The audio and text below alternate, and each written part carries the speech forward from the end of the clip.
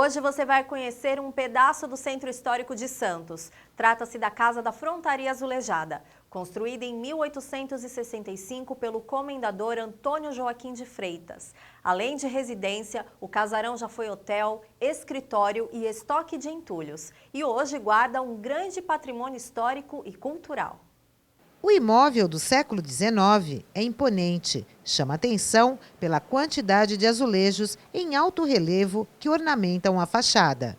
Depois de passar por uma restauração, o casarão ficou com apenas 70% das peças originais. Destaque também para as grandes portas em forma de arcos. O que chama bastante atenção é a dimensão da casa.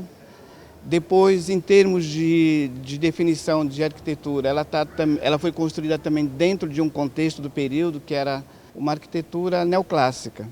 Então a gente encontra essas referências do neoclassicismo nessa arquitetura.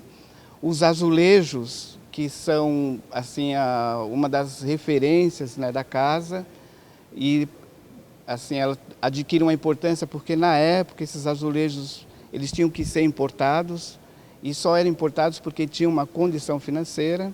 A casa foi construída com 2 pavimentos, mas com o passar do tempo, o piso superior deixou de existir. E hoje, o que se vê é um rústico salão em forma de U, que é utilizado para eventos culturais. A casa em si, ela é um equipamento que tem um valor histórico e cultural. Normalmente, em todos os panfletos e materiais que falam e citam a cidade, esse centro histórico, a Casa de Frontaria está como referência.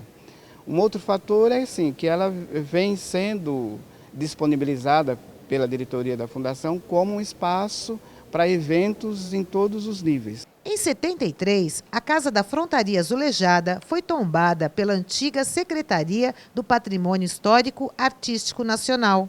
E a partir de 95, o imóvel passou a pertencer à Fundação Arquivo e Memória de Santos. Esse equipamento ele é tombado pelos Conselhos de Defesa do Patrimônio Histórico da cidade, né, do Estado, que é o CONDEFAT, pelo IPHAN. Então, quando se fazem projetos de restauro, tem que se obedecer algumas condições, por exemplo, respeitar a arquitetura do projeto original, se utilizar dos materiais que foram utilizados originalmente na construção. E aí isso dificulta assim, os projetos de uma recuperação quase que total. O historiador conta quem foi o homem que construiu este sobrado. Então, Manuel Joaquim Ferreira Neto, ele foi, na segunda metade do século XIX, um dos principais comerciantes de Santos. Na época ele era dono de comércio, de importação e exportação e também dono de navio, uma das pessoas mais influentes na cidade nesse período. Ele revela também qual a relação que o casarão tinha com o porto na época em que começavam as atividades no Cais Santista. Então a casa ela tem toda uma importância porque ela está inserida dentro de um contexto de transformação que a cidade está sofrendo.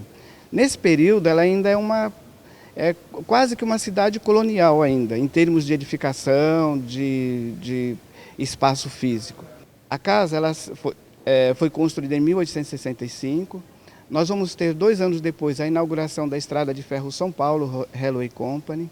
Nesse período, até então, aliás, todas as mercadorias que iam de Santos para São Paulo e vinham de São Paulo para Santos eram transportados em lombos de burro.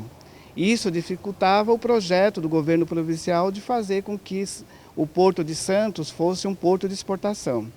O porto também ainda é bem precário. Nesse momento é um porto, quando a gente fala de porto, nós estamos falando de 18 pontes que eram chamados de trapiches. Com tudo isso, a Casa da Frontaria Azulejada está na rota do turismo cultural de Santos.